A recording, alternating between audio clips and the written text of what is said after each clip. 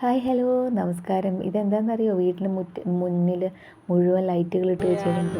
ചതയത്തിൻ്റെ അന്ന്, അതായത് ചിങ്ങമാസത്തിലെ ചതയത്തിൻ്റെ അന്ന് നമ്മുടെ ശ്രീനാരായണ ഗുരുദേവൻ്റെ ജന്മദിനമായിട്ടാണ് ആഘോഷിക്കുന്നത്.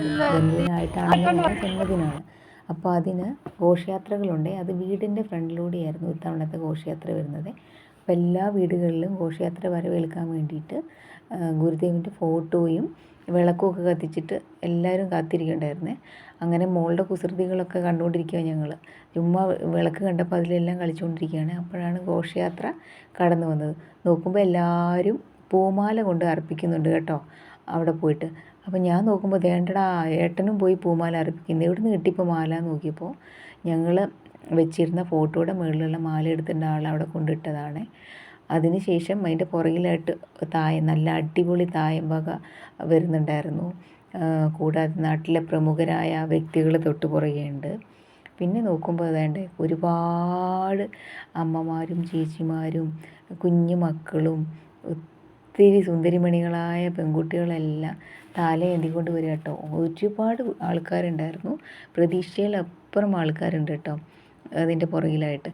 എല്ലാവർക്കും ഒരു സന്തോഷമല്ലേ. അപ്പോൾ എല്ലാവരും ചില ആൾക്കാർ യൂണിഫോം ബ്ലൗസുകളും അങ്ങനെ സാരികളൊക്കെ എടുത്തിട്ട് അങ്ങനെ ഒത്തിരി പേരുണ്ടായിരുന്നു കേട്ടോ. കാണാൻ നല്ല രസമുണ്ടായിരുന്നു. അത് കഴിഞ്ഞ് അതിൻ്റെ തൊട്ട് പുറകെ നോക്കുമ്പോൾ ദേ വരുന്നു നമ്മുടെ കരകാട്ടം എന്നാട്ടോ ഇവിടെ പറയുന്നത്. കരകാട്ടമല്ല, കുമ്പോടം എന്നാണ് ഇവിടെ പറയുന്നത്. എൻ്റെ നാട്ടിൽ കരകാട്ടം എന്നാണ് പറയുന്നത്.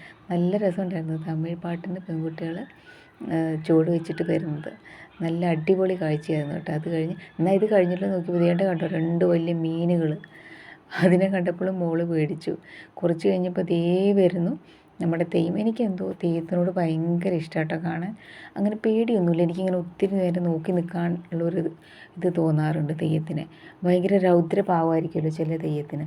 ഇതിൽ 2 തെയ്യങ്ങളുണ്ടെങ്കിലും അതിൽ ഒരെണ്ണത്തിനെ കാണാൻ നല്ലൊരു ഗാംഭീര്യം ഉണ്ടായിരുന്നു. ഒരെണ്ണം അത്ര പോരായിരുന്നു കേട്ടോ.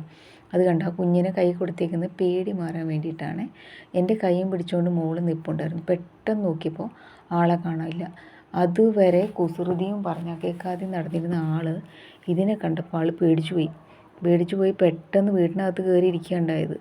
പേടിയെന്ന് പറഞ്ഞാൽ ഒരു രക്ഷയില്ല. എല്ലാവരും പറഞ്ഞു പേടി മാറ്റാൻ കുഞ്ഞിനെ കൊണ്ടുവന്നൊന്ന് കൈ തൊടിയിപ്പിക്കാനൊക്കെ പറഞ്ഞു തെയ്യത്തിൻ്റെ അടുത്ത്.